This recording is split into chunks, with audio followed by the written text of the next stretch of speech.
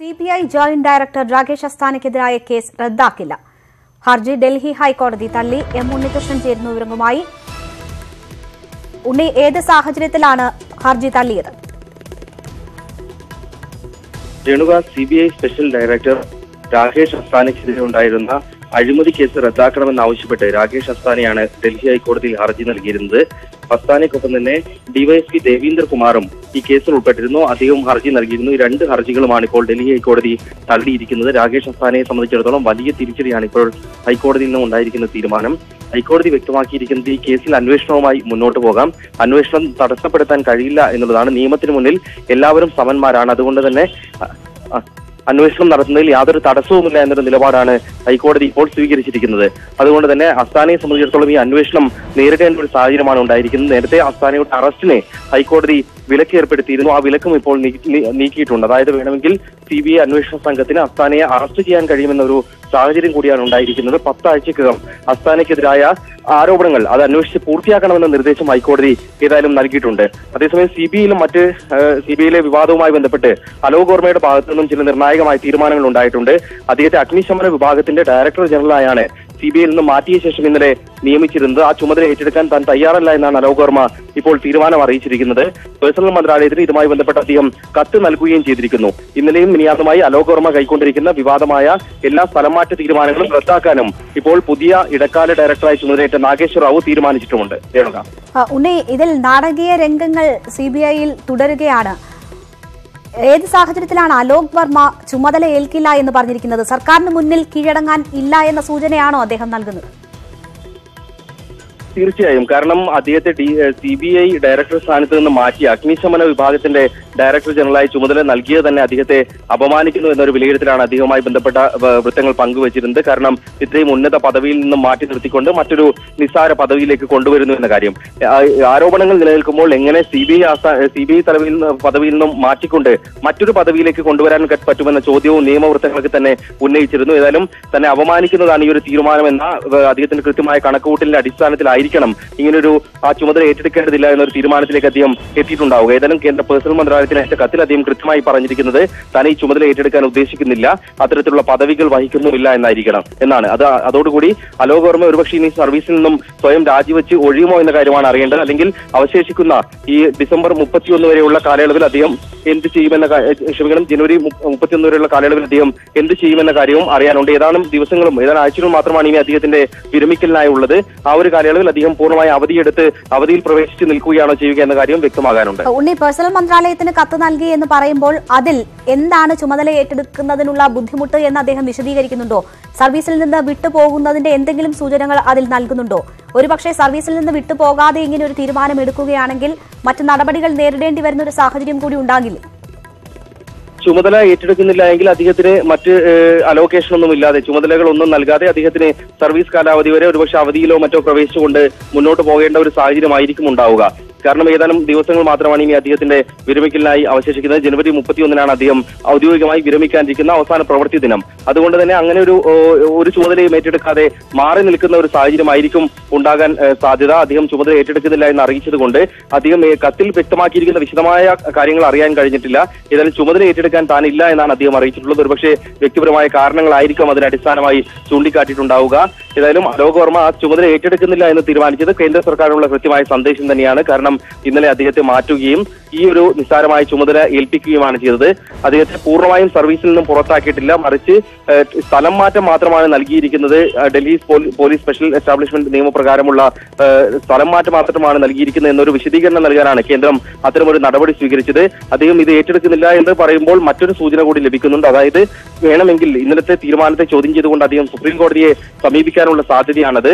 തീരുമാനം ഏകപക്ഷീയമാണ്. തന്റെ വാദം കേൾക്കാതെയുള്ള തീരുമാനം റദ്ദാക്കണമെന്നും CBI ഡയറക്ടർ സ്ഥാനത്ത് തന്നെ നിയമിക്കണമെന്നും ആവശ്യപ്പെട്ടത്. പക്ഷേ അദ്ദേഹം സുപ്രീം കോടതിയെ സമീപിക്കാനുള്ള സാധ്യതയും തള്ളിക്കളയാനാകില്ല. നാടകീയ രംഗങ്ങളെന്ന് ഞാൻ നേരത്തെ സൂചിപ്പിച്ചത് ഇന്നലത്തെ അലോക് വർമ്മയുടെ ഉത്തരവ് എല്ലാം തന്നെ നാഗേശ്വർ റാവു ഇന്ന് റദ്ദാക്കുന്ന ഒരു സാഹചര്യം ഉണ്ടായിരിക്കുന്നു. ചലച്ചിത്രങ്ങളിൽ മറ്റും മാത്രം കണ്ടിട്ടുള്ളതുപോലെയുള്ള സാഹചര്യങ്ങളാണ് ഇവിടെ. സുപ്രീം കോടതിയുടെ ഉത്തരവുണ്ടായപ്പോൾ അത് സ്വതന്ത്ര സ്ഥാപനങ്ങൾക്ക് അവരുടെ ആ രീതിയിൽ പ്രവർത്തിക്കാനുള്ള ഒരു സാഹചര്യം ഒരുക്കി. ആ ഉത്തരവിനെ ആ രീതിയിൽ എല്ലാവരും സ്വാഗതം ചെയ്തതാണ്. പക്ഷേ ആത്യന്തികമായി ഇപ്പോൾ എല്ലാം സർക്കാർ അർദ്ധരാത്രി നടത്തിയ അട്ടിമറി എന്താണോ അതുപോലെ തന്നെ കാര്യങ്ങൾ മുന്നോട്ട് പോകുന്നു എന്ന സ്ഥിതിയിലേക്ക് തന്നെ എത്തിയില്ലേ ഉണ്ണി? രേണുക, തീർച്ചയായും സിനിമകളെ വെല്ലുന്ന സസ്പെൻസും നാടകീയതയും ഒക്കെ തന്നെയാണ് CBI കഴിഞ്ഞ കുറെ കാലമായി നടക്കുന്നത്. അത് ആവർത്തിക്കുക തന്നെയാണ് ചെയ്യുന്നത്. അലോക് വർമ്മയെ മാറ്റിയതിനു ശേഷം നാഗേശ്വർ റാവു വരുന്നു. നാഗേശ്വർ റാവു അലോക് വർമ്മയുടെ തീരുമാനങ്ങൾ റദ്ദാക്കുന്നു. അതായത് ആരാണോ അധികാരത്തിലെത്തുന്നത് അവർക്ക് അനുസൃതമായ തീരുമാനങ്ങൾ കൈക്കൊള്ളുന്നു എന്നൊരു സാഹചര്യം തന്നെയാണ് ഉള്ളത്. കാരണം എം ഉണ്ണികൃഷ്ണനാണ് വിവരങ്ങൾ നൽകുന്നത്. ഇപ്പോൾ അഭിഭാഷകൻ MR അഭിലാഷ് നമ്മോടൊപ്പം ടെലിഫോൺ ലൈൻ ചേരുകയാണ്. ശ്രീ MR അഭിലാഷ്, നാടകീയ രംഗങ്ങൾ തുടരുകയാണ്. രാകേഷ് അസ്താനയ്ക്കെതിരായ കേസ് റദ്ദാക്കില്ല എന്ന ഡൽഹി ഹൈക്കോടതിയുടെ ഉത്തരവ് വന്നിരിക്കുന്നു. ഒപ്പം ചുമതലയേൽക്കാൻ ഇല്ല എന്ന് അലോക് വർമ്മയും വ്യക്തമാക്കിയിരിക്കുന്ന സാഹചര്യം. താങ്കൾ എങ്ങനെയാണ് ഈ സാഹചര്യങ്ങളെല്ലാം നോക്കിക്കാണുന്നത്? വളരെ യുക്തമായ ഒരു വിധി തന്നെയാണ്, ഒരു ഉത്തരവ് തന്നെയാണ് ഡൽഹി ഹൈക്കോടതിയിൽ നിന്നും വന്നിരിക്കുന്നത്. കാരണം ഈ അസ്താനയ്ക്കെതിരെ എടുത്തിരിക്കുന്ന കേസ് ഒരു 164 സ്റ്റേറ്റ്മെന്റിന്റെ അടിസ്ഥാനത്തിലാണ്. സതീഷ് ബാബു സാന എന്ന് പറയുന്ന ആൾ ഇദ്ദേഹത്തിന് 3 കോടി രൂപ കോഴപ്പണം നൽകി എന്ന 164 സ്റ്റേറ്റ്മെന്റ് മജിസ്ട്രേറ്റിന് മുമ്പ് നൽകിയതിന്റെ അടിസ്ഥാനത്തിലെടുത്ത കേസാണ്. അങ്ങനെ വരുമ്പോൾ ആ കേസ് ഹൈക്കോടതി ഇടപെട്ട് റദ്ദാക്കുന്നത് ഒരിക്കലും ഉചിതമാകുമായിരുന്നില്ല. അസ്താന എന്ന് പറയുന്നത് കേന്ദ്ര സർക്കാരിന് പല രീതിയിലും പ്രിയപ്പെട്ട ഒരു ഉദ്യോഗസ്ഥനാണെന്ന് വിലയിരുത്തുന്ന സ്ഥിതിക്ക് നീതിന്യായ പീഠം വളരെ നിഷ്പക്ഷമായ ഒരു നടപടി ഇതിനകത്ത് എടുത്തതിൽ തീർച്ചയായിട്ടും നമുക്കെല്ലാം പ്രതീക്ഷ വെക്കാം. സതീഷ് ബാബു സാന തന്നെയാണ് ഈ അലോക് വർമ്മയ്ക്കും 2 കോടി രൂപ കോഴപ്പണം നൽകി എന്നുള്ള അടിസ്ഥാനത്തിൽ ആ ഒരു ആരോപണവും ഒരു വ്യക്തിയെ തന്നെ ചുറ്റിപ്പറ്റിയാണ് നിലകൊള്ളുന്നത് എന്നിരിക്കെ ഇപ്പോൾ രജിസ്റ്റർ ചെയ്തിരിക്കുന്ന കേസ് റദ്ദാക്കണ്ട എന്നുള്ള ഹൈക്കോടതി വിധി തീർച്ചയായിട്ടും നീതിന്യായ വ്യവസ്ഥയിൽ സാധാരണക്കാരന് പ്രതീക്ഷ അർപ്പിക്കാവുന്ന ഒന്നാണ്. വളരെ സ്വാഗതാർഹമായ തീരുമാനമാണ്. തീർച്ചയായും ഇതിൽ സുപ്രീം കോടതിയുടെ ഭാഗത്തു നിന്നുണ്ടായിട്ടുള്ള ഉത്തരവായാലും ഇപ്പോൾ ഡൽഹി ഹൈക്കോടതിയുടെ ഭാഗത്തു നിന്നും ഉണ്ടായിട്ടുള്ള ഉത്തരവായാലും എല്ലാം സ്വാഗതാർഹമാണ്. പക്ഷെ അപ്പോൾ പോലും കാര്യങ്ങളിൽ യാതൊരു മാറ്റവും ഉണ്ടാകുന്നില്ല. എല്ലാം കേന്ദ്ര സർക്കാർ വിചാരിച്ച അതേ രീതിയിൽ മുന്നോട്ട് പോകുന്നു എന്ന ഒരവസ്ഥയിൽ തന്നെയല്ലേ? തീർച്ചയായിട്ടും അലോക് വർമ്മയെ സെലക്ഷൻ കമ്മിറ്റി മാറ്റുവാൻ തീരുമാനിച്ചത് ആശങ്ക ഉളവാക്കുന്ന ഒന്നാണ്. അത് ഒരു വസ്തുത തന്നെയാണ്. പക്ഷെ അതേസമയം ഇതിനകത്ത് സുപ്രീം കോടതി ചീഫ് ജസ്റ്റിസ് നിയോഗിച്ച ഒരു ജഡ്ജ് അതിനകത്ത് ഉണ്ടായിരുന്നു എന്നത്, ആ ഒരു ഭൂരിപക്ഷ അഭിപ്രായം അതിന് അനുകൂലമായിരുന്നു എന്നത്, ആ ഒരു പ്രൊസീജിയറിന്റെ പ്രസക്തി, അത് തീരുമാനം എടുത്തത് വ്യക്തമായ എന്തെങ്കിലും കാരണത്തിന്റെ അടിസ്ഥാനത്തിലായിരിക്കാം എന്നുള്ളത് ഹൈലൈറ്റ് ചെയ്യുന്നു. അപ്പോൾ ആ തീരുമാനത്തിന്റെ സാധുതയെ നമ്മൾ ഈ ഒരു അവസരത്തിൽ ചോദ്യം ചെയ്യുന്നത് യുക്തമായിരിക്കില്ല. അതൊരു രാഷ്ട്രീയ തീരുമാനം മാത്രമായിരുന്നില്ല. പിന്നെ അലോക് വർമ്മയെ എലിവേറ്റ് ചെയ്തപ്പോ CBI ഡയറക്ടറായി അപ്പോയിന്റ് ചെയ്ത സമയത്ത് മല്ലികാർജ്ജുന ഖാർഗെ അത് ഒപ്പോസ് ചെയ്തിരുന്നു എന്നതും ഇപ്പോൾ അദ്ദേഹത്തിന്റെ വിഭിന്നാഭിപ്രായം എല്ലാം കൂടി വായിച്ചാൽ അതിനകത്തൊരു രാഷ്ട്രീയം നമുക്കൊരു പക്ഷേ ദർശിക്കാൻ കഴിയും. ഒരു രാഷ്ട്രീയ തീരുമാനം മാത്രമായിരുന്നുവെങ്കിൽ നമുക്കിതിനെ ചോദ്യം ചെയ്യാമായിരുന്നു. സുപ്രീം കോടതിയിൽ ഒരു ജഡ്ജി അതിൽ സന്നിഹിതനായിരുന്നു എന്നതുകൊണ്ട് തന്നെ അതിനകത്തൊരു ജുഡീഷ്യൽ കോഗ്നിസൻസ് ആ ഒരു തീരുമാനത്തിൽ വരുന്നുണ്ട്. അപ്പോൾ ഈ ഒരു അവസരത്തിൽ അതിന്റെ ശരിതെറ്റുകളെ കുറിച്ച് നമുക്ക് എത്രത്തോളം പറയാൻ കഴിയുമെന്നുള്ളതിനെ കുറിച്ച് സംശയമുണ്ട്. വളരെ നന്ദി അഡ്വക്കേറ്റ് MR അഭിലാഷ് ഞങ്ങളോട് സഹകരിച്ചത്. എം ഉണ്ണികൃഷ്ണൻ തുടരുന്നുണ്ട്. ഉണ്ണി, CBIയിൽ അലോക് വർമ്മ നടത്തിയ എല്ലാ ഉത്തരവുകളും നാഗേശ്വർ റാവു റദ്ദാക്കിയിരിക്കുകയാണ്. ഇന്നലെ എടുത്ത തീരുമാനങ്ങളാണ് റദ്ദാക്കിയിരിക്കുന്നത്. എല്ലാ അധികാരത്തോടും കൂടി ഉള്ള പ്രവർത്തനത്തിന് അദ്ദേഹത്തിന് വഴി തെളിയുകയാണ്. രേണുക, അതായത് അലോക് വർമ്മ കൈക്കൊണ്ടിരിക്കുന്ന എല്ലാ തീരുമാനങ്ങളും റദ്ദാക്കിയിരിക്കുന്നു എന്നതിൽ നിന്ന് മനസ്സിലാക്കേണ്ടത് അലോക് വർമ്മയുടെ തീരുമാനങ്ങൾ CBIയിൽ തന്നെ ആ തീരുമാനങ്ങളെ ഭയക്കുന്നുണ്ട് എന്നുള്ളതാണ്. കാരണം അലോക് വർമ്മയുടെ വിശ്വസ്തരെയാണ് അദ്ദേഹം CBIയുടെ ഉന്നത സ്ഥാനങ്ങളിലേക്കും അന്വേഷണ പദവികളിലേക്കും ഒക്കെ കൊണ്ടുവന്നിരുന്നത്. നേരത്തെ നാഗേശ്വർ റാവു എത്തിയപ്പോൾ സ്ഥലം മാറ്റിയതും ഇതേ അലോക് വർമ്മയുടെ വിശ്വസ്തരെയാണ്. ആ വിശ്വസ്തർ തിരിച്ചെത്തിക്കഴിഞ്ഞാൽ ഒരുപക്ഷെ CBIയിൽ നാഗേശ്വർ റാവുവിന്റെ തീരുമാനങ്ങൾക്ക് പ്രതിരോധം തീർത്തേക്കാം, പല വെല്ലുവിളികളും ഉണ്ടായേക്കാം എന്ന ആശങ്ക സംവിധാനത്തിനകത്ത് തന്നെ ഉണ്ടാകണം. അതുകൊണ്ടായിരിക്കണം വളരെ പെട്ടെന്ന് ഈ ചുമതലയേറ്റ് മണിക്കൂറുകൾക്കകം ആ തീരുമാനങ്ങളെല്ലാം റദ്ദാക്കാനുള്ള നിർദ്ദേശം നൽകിയിട്ടുള്ളത്. സ്വാഭാവികമായും അത് ഇനി ചോദ്യം ചെയ്യപ്പെടുമോ എവിടെയെങ്കിലും എന്ന കാര്യം കാത്തിരുന്ന് കാരണം നേരത്തെ ഉള്ള സ്ഥലം മാറ്റങ്ങളൊക്കെ വിവിധ കോടതികളിൽ ചോദ്യം ചെയ്യപ്പെട്ട ഒരു സാഹചര്യം കൂടിയുണ്ട്. ഏതായാലും അതൊരു പ്രതികാര നടപടിയായി തന്നെ വ്യാഖ്യാനിക്കുന്നവരുമുണ്ട്. അതേസമയം രാകേഷ് അസ്താനയ്ക്ക് വലിയ തിരിച്ചടിയാണ് ഇപ്പോൾ ഏറ്റിരിക്കുന്നത്. കാരണം CBIയിൽ അലോക് വർമ്മയെ മാറ്റിക്കൊണ്ട് ഉള്ള പുതിയ സമവാക്യങ്ങൾ പ്രകാരം ഒരുപക്ഷെ രാകേഷ് അസ്താനയെ CBIയിലേക്ക് തിരികെ കൊണ്ടുവരാനുള്ള ആലോചനകൾ പോലും തുടങ്ങിയിരുന്നു ഈ ഹൈക്കോടതി വിധി അനുകൂലമാവുകയാണെങ്കിൽ. പക്ഷേ ഇപ്പോൾ ഹൈക്കോടതി FIR റദ്ദാക്കാൻ വിസമ്മതിച്ചു. സമ്മതിച്ചിരിക്കുകയാണ്. അന്വേഷണം 10 ആഴ്ചക്കകം പൂർത്തിയാക്കണമെന്ന് നിർദ്ദേശിച്ചിരിക്കുന്നു. ഒപ്പം മറ്റൊരു പ്രധാനപ്പെട്ട കാര്യം അറസ്റ്റിനുള്ള വിലക്ക് നീക്കിയിരിക്കുന്നു എന്നുള്ളതാണ്. വേണമെങ്കിൽ രാകേഷ് അസ്താനയെ അറസ്റ്റ് ചെയ്യാൻ പോലും ഇനിയിപ്പോൾ CBIക്ക് കഴിയും. പക്ഷേ അങ്ങനെ ഒരു നീക്കത്തിലേക്ക് നാഗേശ്വർ റാവുവിന്റെ നേതൃത്വത്തിലുള്ള CBI കടക്കുമോ എന്നതാണ് പ്രധാനപ്പെട്ട കാര്യം. നേരത്തെ അഭിലാഷ് സൂചിപ്പിച്ചതുപോലെ തന്നെ BJP നേതൃത്വമായും കേന്ദ്ര സർക്കാരുമായും ഒക്കെ വലിയ അടുപ്പമുള്ള ഒരു ഉദ്യോഗസ്ഥൻ കൂടിയാണ് രാകേഷ് അസ്താന. ആ ഒരു അടുപ്പം നിലനിൽക്കുമ്പോൾ അത്തരം കടുത്ത നടപടികളിലേക്കും വളരെ ഗൗരവമേറിയ അന്വേഷണത്തിലേക്കും ഒക്കെ CBI കടക്കുമോ എന്ന കാര്യമാണ് ഇനി വരും നാളുകളിൽ കാണേണ്ടത്. MR അഭിലാഷിനോട് ചോദിക്കേണ്ടതായിരുന്നു, ഞാൻ വിട്ടുപോയതാണ്. ഈ അസ്താനയ്ക്ക് മുന്നിൽ ഏതെങ്കിലും തരത്തിൽ ഉള്ള നിയമ പോരാട്ടത്തിനുള്ള സാധ്യതകൾ ഇനിയുണ്ടോ? സുപ്രീം കോടതിയെ സമീപിക്കുക എന്നതുൾപ്പെടെയുള്ള എന്തെങ്കിലും സാധ്യതകൾ? അസ്താനയ്ക്ക് മുന്നിൽ ആ സാധ്യത അവശേഷിക്കുന്നുണ്ട്. കാരണം അദ്ദേഹത്തിന്റെ ആദ്യ ഹർജി ഹൈക്കോടതിയിലാണ് നൽകിയത്. ഹൈക്കോടതിയുടെ വിധി ഒരു അംഗമുള്ള ഒരു ജഡ്ജിയുടെ വിധിയാണ് വന്നിരിക്കുന്നത്. ഒരംഗ ബെഞ്ചായതുകൊണ്ട് തന്നെ അതിനെതിരെ ചോദ്യം ചെയ്തുകൊണ്ട് വേണമെങ്കിൽ ഡിവിഷൻ ബെഞ്ചിനെ സമീപിക്കാം, അല്ലെങ്കിൽ സുപ്രീം കോടതിയെ സമീപിക്കാം. ഉണ്ടാകുമോ?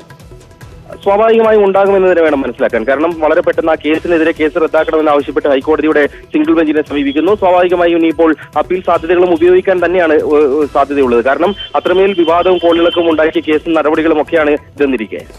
മറ്റൊന്ന്, റഫാൽ വിഷയം പ്രതിപക്ഷത്തിനെ സംബന്ധിച്ച് സർക്കാരിനെതിരെ ഉപയോഗിക്കാൻ കഴിയുന്ന ഏറ്റവും വലിയ ആയുധമാണ്. അതനുസരിച്ച് തന്നെ രാഹുൽ ഗാന്ധി ഓരോ ദിവസവും ട്വീറ്റുകളിലൂടെയും മറ്റും കടന്നാക്രമണവും നടത്തുന്നുണ്ട്. ഇപ്പോൾ വളരെ നാടകീയമായ ഒരുപാട് ഡെവലപ്മെന്റ്സ് CBIയുമായി ബന്ധപ്പെട്ടുണ്ടായിരിക്കുകയാണ്. പ്രതിപക്ഷത്തിന്റേതായ എന്തെങ്കിലും പ്രതികരണങ്ങൾ കൂടുതലായി വന്നിട്ടുണ്ടോ? പ്രതിപക്ഷം ഏതായാലും ഇപ്പോഴുള്ള സംഭവങ്ങളെല്ലാം ഈ കേന്ദ്ര സർക്കാരിന്റെ ഒരു റഫാൽ ഇടപാടിലുള്ള ഭയത്തിന്റെ ഭാഗമായാണ് എന്നൊരു വിലയിരുത്തൽ തന്നെയാണ് ഉണ്ടാക്കുന്നത്.